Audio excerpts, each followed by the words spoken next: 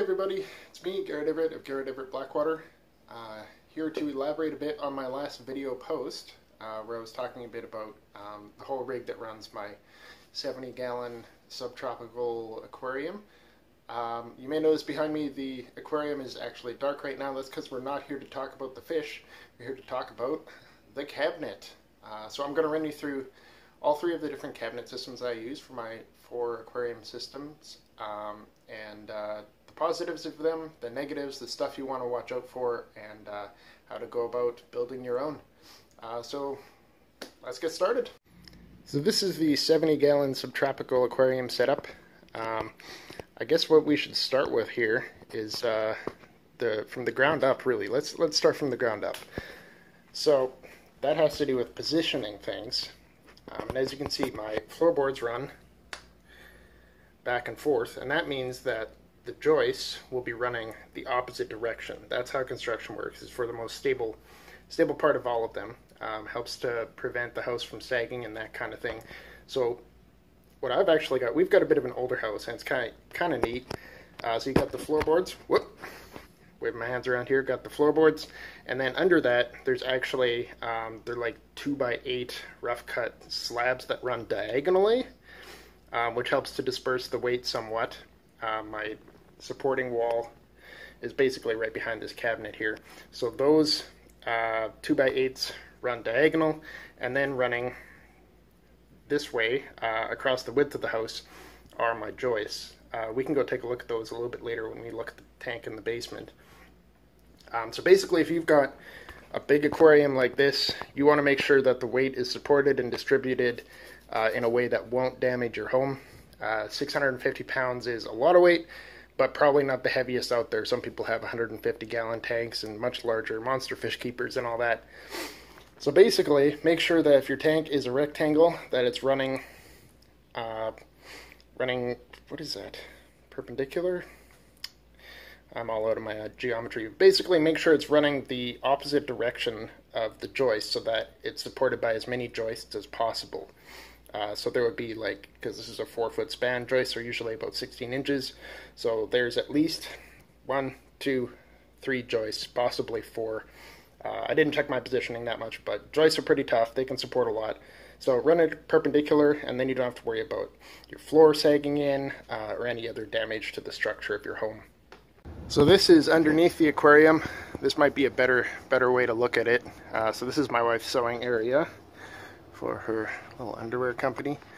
So basically, the aquarium is almost directly on top of this joist here, or the supporting beam rather. So this is the supporting beam, this big fat white thing, and that runs along the length of the house, kind of halfway between each side wall. And that supports the center of the house and gives the joists some structure. So these are the joists, and they're pretty beefy. I don't know what the lateral strength on those is, but it's quite a fair amount. And this is also old growth timber because this is a really old house, so it's particularly strong. And then there you can see the diagonal. So those are also probably almost the same material that this is, and those run diagonal, and then the floorboards run. You can see the joists, the floorboards are going like that.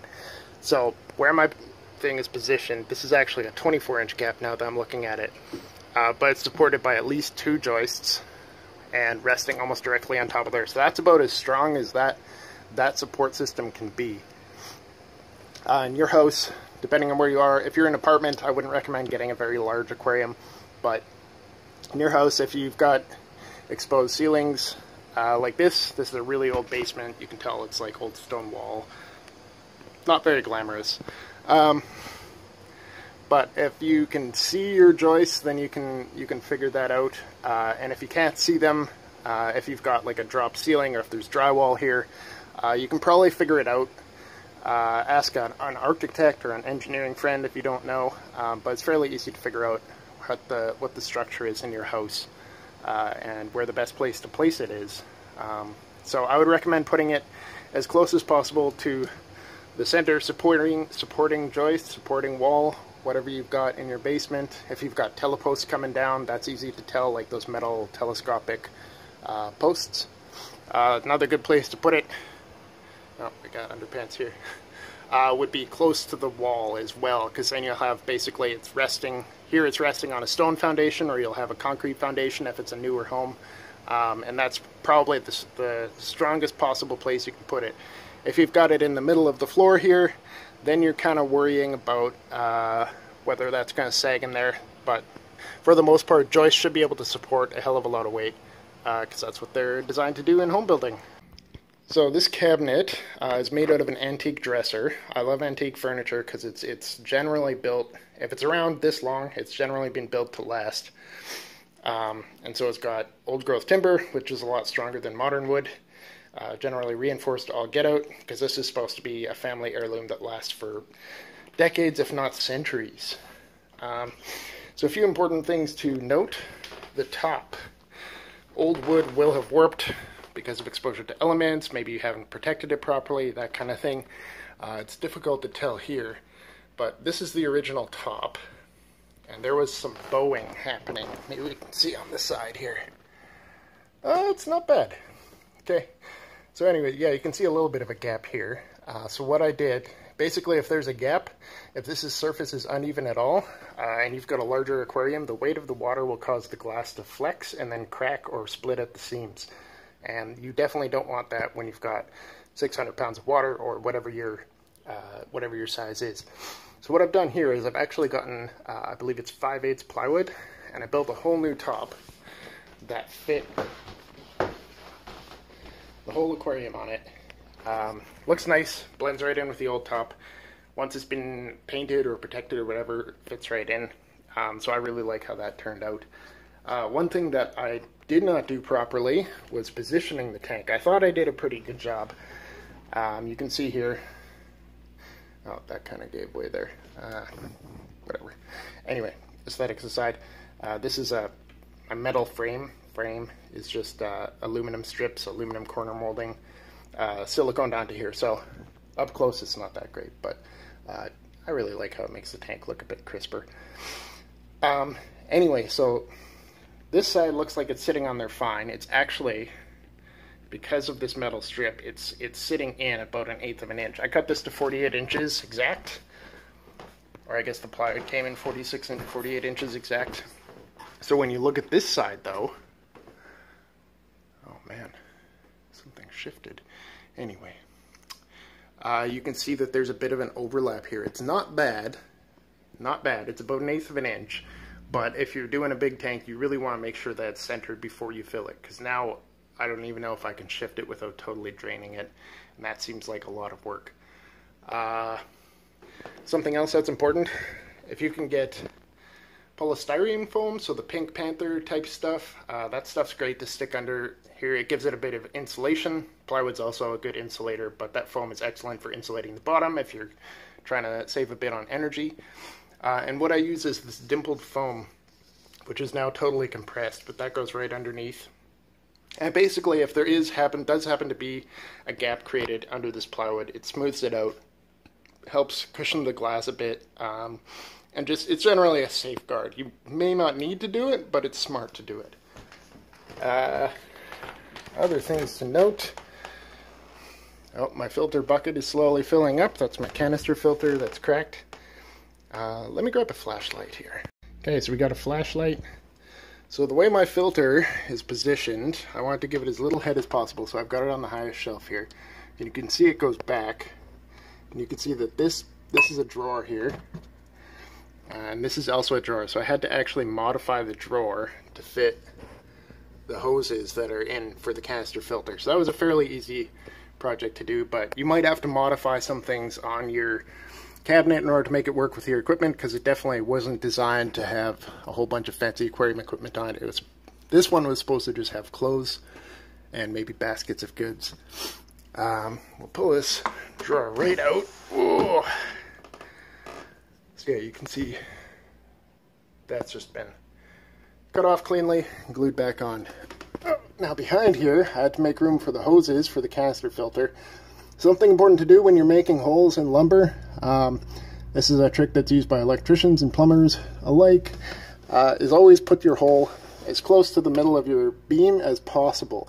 If you put it at the bottom, that's a potential weak spot. and so it can actually split on the top. But you can see here there's at least 1.5 inches of material on top and bottom, and that's also I believe it's 1 inch or 1.5 inches thick, and so that gives it strength in both directions and helps it prevent it from splitting.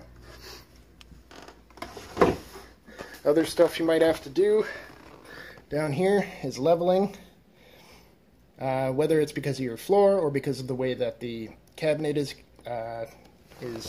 built or has been modified over the years. You might have to tweak one side or the other. Do this before you put water in the tank. I actually did this before I put water in the tank, and I still ended up, probably can't see that well, but it's about 1/4 inch out of level. So this side here is actually a bit lower, 1/4 inch lower than this side, which it doesn't really matter. 1/4 inch over 4 feet is that's probably about the maximum acceptable level of it, because you don't want this side popping off from pressure of the water or whatever. But make sure that it's leveled side to side and front to back for sure, because you don't want to have stress of the water impacting it at all. So this is both of my true Blackwater aquariums here. The one on the left is my Coolie Loach biotope. The one on the right is the Black Skirt Tetra biotope. So together, what would this be? 20 gallons plus 15, so 35 gallons. So about 300, 350 worth of water weight on here. And what I'm supporting it on is the classic IKEA. This is a 4x4 cabinet, so we've got all kinds of kids stuff and books and all that in there. They're fairly durable, but there are a few weaknesses to the IKEA cabinet, which I'll show you here, and that I'm not super confident about. So in here I added heavy-duty brackets for bracing, screwed into both sides. The downside with IKEA furniture, or even a lot of manufactured cabinets like this, is that they're made out of MDF or particle board. So as soon as they get a scratch and get wet in there, they start to swell up. And they're also not nearly as sturdy as solid wood. So you can see here, this aquarium leaks a little bit. Is it leaking right now? No. Okay. So sometimes when I fill it up, it gets overfilled just a little bit. I thought I ran this bead all the way up to the top. Apparently it doesn't. And so it's kind of down here, runs down here, and gets into this crack, which is moist. Wow, I'm discovering more problems than I thought I had. But you can see here, a couple of weeks ago, this is just a small crack. Now it's like completely expanded, which means that I've got, oh shoot. Yeah, I've got water there. So I might have to pull this apart. Son of a gun. Well, there you go. There's a downside, hey?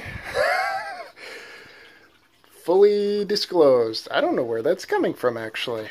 Okay, so anyway, yeah, the weakness of these is that they split when they get wet, which compromises the structural integrity, and you'll need to reinforce them a bit. Putting a backer board is really smart, even if it's just running across one row.